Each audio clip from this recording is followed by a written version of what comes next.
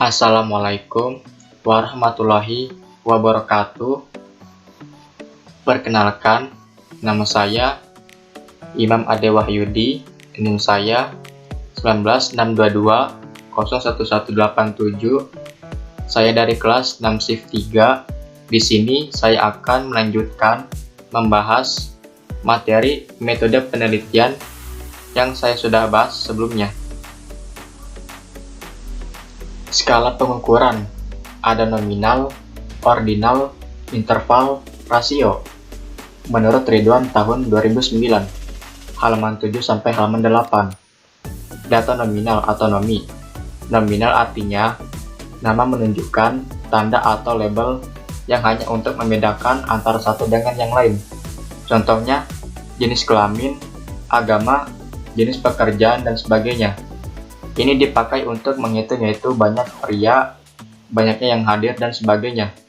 Maka angka dinyatakan sebagai frekuensi, memiliki ciri, hasil hitungan tidak ada pecahan, tidak memiliki nol mutlak, tidak ada ukuran baku, tak ada urutan atau ranking. Jadi, angka tertera hanya tanda atau label. Tes statistiknya non-parametrik seperti uji binomium, uji C kuadrat, 1 sampel, 2 sampel, dan sebagainya. Data ordinal atau order atau punya urutan, yaitu data yang memiliki urutan tetapi tidak mempunyai jarak perbedaan yang sama di antara rangkaian urutan tersebut. Artinya, data ordinal dapat menyatakan bahwa data tersebut lebih, sama, atau kurang dari data yang lain. Contohnya, ranking prestasi belajar. Nilai ranking 1 sama dengan 1000, 2 sama dengan 980, dan 3 sama dengan 970. Jarak antara ranking berbeda. Analisis statistik non-parametrik seperti uji Kolmogorov, Smirnov 1 sampel, uji Wilcoxon, dan lain-lain.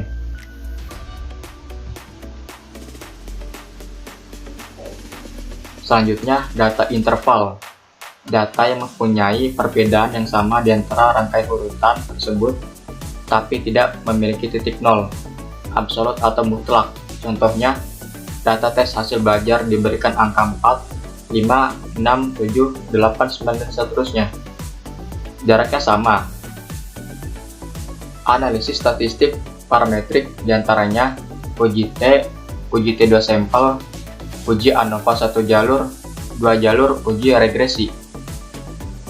Selanjutnya, data rasio merupakan data yang banyak dipakai di ilmu eksakta daripada sosial.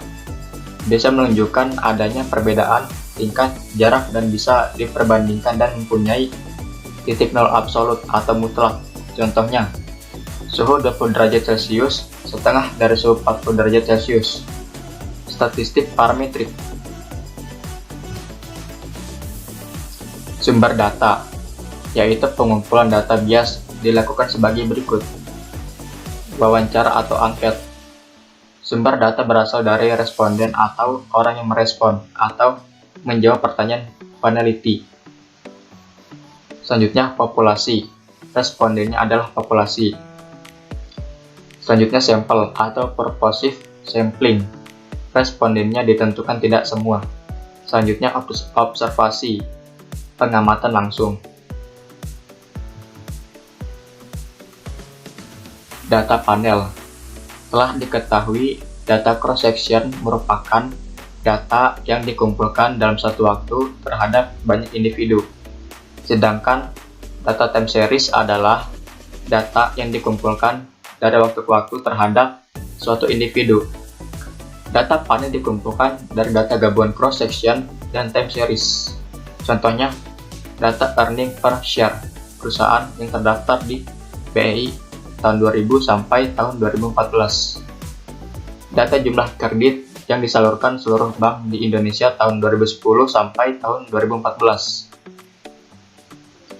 Atau data inflasi kota-kota besar di Indonesia setiap bulan selama tahun 2004. Data panel, jumlah pengamatan menjadi sangat banyak. Bisa merupakan keuntungan, tetapi model yang menggunakan data ini menjadi lebih kompleks, maka diperlukan teknik tersendiri, misal alat statistiknya dengan model regresi data panel. Data outlier.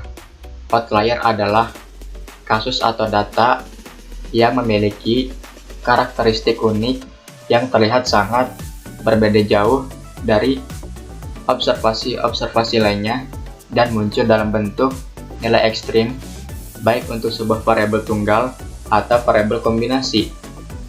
Ada penyebab timbulnya data outlier. Yang pertama, kesalahan dalam mengentri data. Yang kedua, gagal menspesifikasi adanya missing value dalam program komputer. Yang ketiga, outlier bukan merupakan anggota populasi yang kita ambil sebagai sampel, tetapi distribusi dari variabel dalam populasi tersebut memiliki nilai ekstrim dan tidak terdistribusi secara normal. Deteksi terhadap univariate outlier dapat dilakukan dengan menentukan nilai batas yang akan dikategorikan sebagai data outlier, yaitu dengan cara mengkonversi nilai data ke dalam skor standar disit atau yang biasa disebut z-score yang memiliki nilai meana atau rata-rata sama dengan 0 dan standar deviasi sama dengan 1. Menurut Haier tahun 1998 untuk menentukan skor sebagai berikut. Yang pertama, jika kasus sampel kecil kurang dari 80, maka standar skor dengan nilai kurang lebih 2,5 dinyatakan outlier. Yang kedua, jika sampel besar, standar skor dinyatakan outlier jika nilainya pada kisaran 3-4. Yang ketiga, jika standar skor tidak digunakan, dapat menentukan data outlier jika data tersebut nilainya lebih besar dari 2,5 standar deviasi atau antara 3-4 standar deviasi tergantung dari besarnya sampel. Cara mendeteksi outlier. Tabel nilai skor outlier. Variabel ZSIREPS terdapat 4 observasi. Yang outlier dan variabel ZSIREM terdapat 2 observasi yang dinyatakan outlier karena nilai standar deviasi lebih dari 3.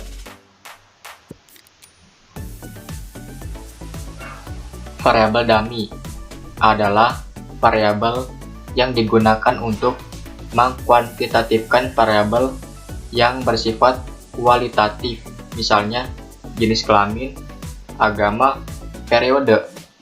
Jika variabel independen berukuran kategori atau dikotomi, maka dalam model regresi, variabel tersebut harus dinyatakan sebagai variabel dummy dengan memberi kode 0, disebut exclusive group, atau 1, included group.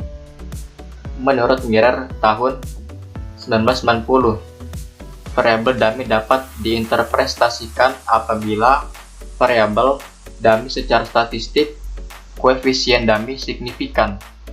Apabila variabel dummy digunakan pada yang pertama, variabel independen, maka alat statistik regresi panel. Yang kedua, variabel dependen, maka alat statistik regresi logistik. Sekian dan terima kasih. Mohon maaf jika ada kesalahan dalam pengucapan kata. Semoga video ini bermanfaat bagi yang menonton. Wassalamualaikum warahmatullahi wabarakatuh.